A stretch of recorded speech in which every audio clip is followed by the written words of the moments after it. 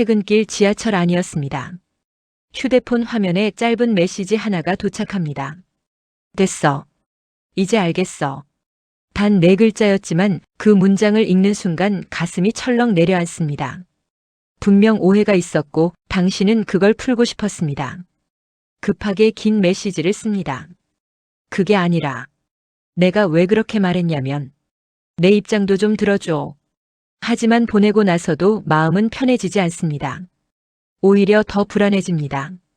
읽었는지, 왜 답장이 없는지, 상대가 지금 어떤 표정인지 머릿속에서 끝없이 상상합니다. 그리고 어느 순간 깨닫게 됩니다. 나는 지금 상대를 이해시키려는 것이 아니라 버려진 내 감정을 상대에게 다시 돌려받으려 하고 있다는 것을. 오늘은 바로 그 이야기입니다. 왜 우리는 서운할 때 설명하려 드는가? 왜 해명할수록 관계는 더 피곤해지는가? 그리고 왜 침묵과 태도의 변화가 인생을 완전히 바꾸는가? 사람은 누구나 인정받고 싶어 합니다. 특히 가까운 사람에게는 더 그렇습니다. 그래서 가장 깊은 상처는 낯선 사람보다 익숙한 사람에게서 옵니다. 예를 들어 이런 장면이 있습니다. 어머니 생신이라 하루 종일 음식 준비를 도왔습니다. 설거지도 하고 장도 보고 늦게까지 남아 정리까지 했습니다. 그런데 돌아오는 말은 이것입니다. 너는 왜 이렇게 무뚝뚝하니? 그 한마디에 하루의 노력이 전부 무너집니다. 억울합니다. 그래서 설명합니다.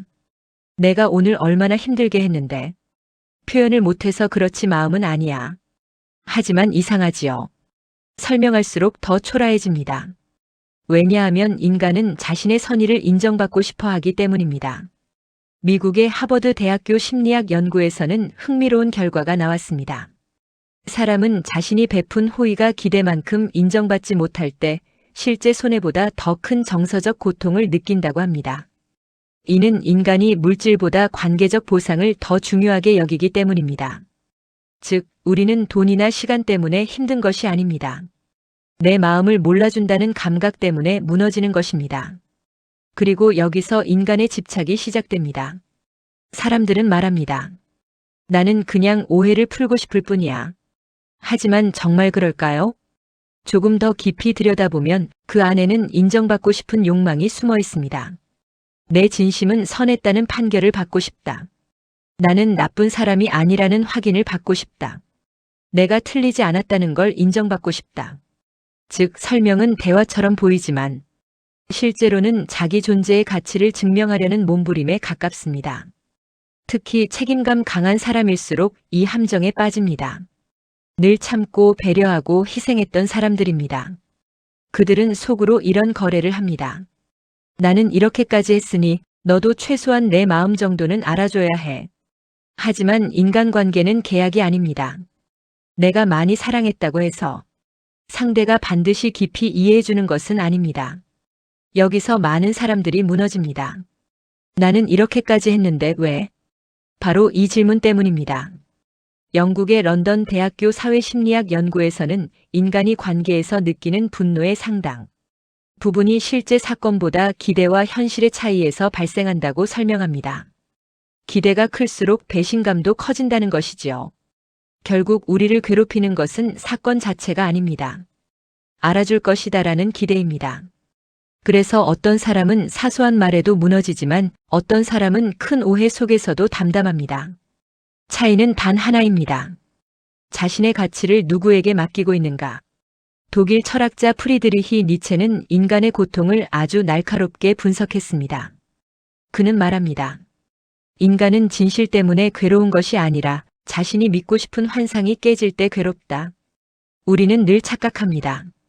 저 사람은 내 진심을 알면 달라질 거야. 설명하면 이해할 거야. 하지만 니체는 말합니다. 인간은 객관적으로 타인을 바라보지 않는다고. 사람은 각자의 상처와 결핍으로 세상을 해석합니다.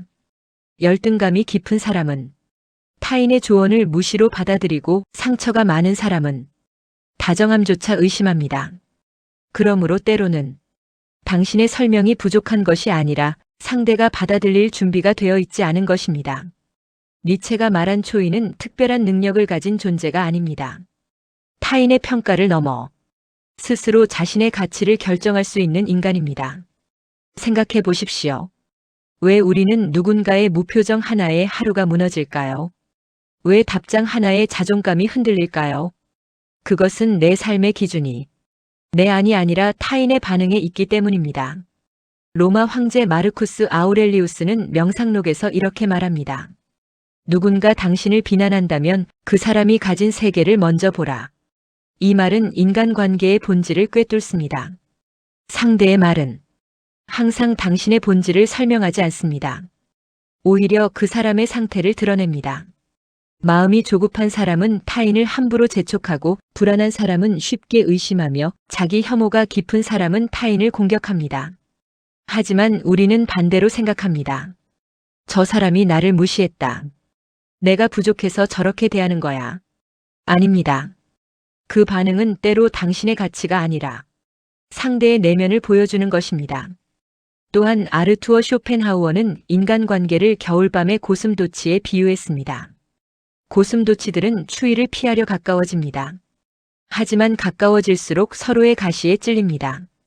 그래서 다시 멀어집니다. 그러다 외로워지면 또 가까워집니다. 인간관계 역시 그렇습니다. 너무 기대하면 상처받고 너무 매달리면 무너집니다. 그래서 쇼펜하우어는 성숙한 인간은 적당한 거리를 배운 사람이라고 말합니다. 여기서 중요한 것은 냉정함이 아닙니다. 자기 마음을 잃지 않는 거리입니다. 그렇다면 우리는 어떻게 달라져야 할까요? 핵심은 단순합니다. 감정이 올라오는 순간 즉시 설명하지 않는 것입니다. 예를 들어 누군가 차갑게 말했다고 해봅시다. 예전에 당신은 바로 해명했을 것입니다. 그 뜻이 아니었어. 내 말 좀 끝까지 들어봐. 하지만 이제는 멈춰야 합니다. 왜냐하면 감정이 격해진 순간의 설명은 대부분 설득이 아니라 감정 배출이기 때문입니다. 미국의 스탠퍼드 대학교 연구에서는 인간이 강한 감정 상태일 때 장문이 해명을 할수록 갈등이 해결되기보다 오히려 상대의 방어 심리를 자극할 가능성이 높다고 분석했습니다. 그래서 성숙한 사람은 즉시 반응하지 않습니다. 대신 관찰합니다. 이 사람은 지금 대화할 준비가 되어 있는가? 내 설명이 정말 필요한가? 아니면 나는 단지 인정받고 싶은 것인가? 이 질문이 중요합니다. 그리고 어떤 관계에서는 설명보다 침묵이 훨씬 강한 메시지가 됩니다. 억울함을 다 증명하려 하지 마십시오. 모든 오해를 해결하려 하지 마십시오. 인생은 생각보다 짧고 감정은 생각보다 쉽게 소모됩니다. 진짜 강한 사람은 모든 싸움에서 이기는 사람이 아니라 싸울 가치 없는 감정에서 빠져나올 줄 아는 사람입니다. 그래서 이제는 방향을 바꾸어야 합니다. 누군가를 설득하는 데 에너지를 쓰지 말고 자신의 삶을 단단히 세우는 데 집중하십시오. 운동을 하십시오. 책을 읽으십시오. 혼자 조용히 걷는 시간을 가지십시오. 그리고 무엇보다 자신을 함부로 설명하지 마십시오. 설명은 많아질수록 가벼워집니다. 반면 태도는 침묵 속에서 무게를 가집니다. 늘 흔들리지 않는 사람, 감정적으로 매달리지 않는 사람, 굳이 자신을 증명하려 하지 않는 사람. 결국 사람은 그런 존재를 함부로 대하지 못합니다. 살다 보면 끝내 이해받지 못하는 날이 옵니다. 진심이 닿지 않는 순간도 옵니다. 억울한데 침묵해야 하는 밤도 있습니다. 하지만 어쩌면 인간의 성장은 모든 사람에게 이해받는 데 있는 것이 아니라 이해받지 못해도 자신을 잃지 않는 데 있는지도 모릅니다. 이제는 너무 애쓰지 마십시오. 모든 관계를 붙잡으려 하지 마십시오. 설명하지 않아도 떠날 사람은 떠납니다. 그리고 설명하지 않아도 남을 사람은 결국 남습니다. 당신이 해야 할 일은 단 하나입니다. 누군가의 인정 속에서 살지 않고 자신의 중심 안에서 살아가는 것입니다. 조용하지만 단단하게, 부드럽지만 흔들리지 않게, 그리고 언젠가 당신은 알게 될 것입니다.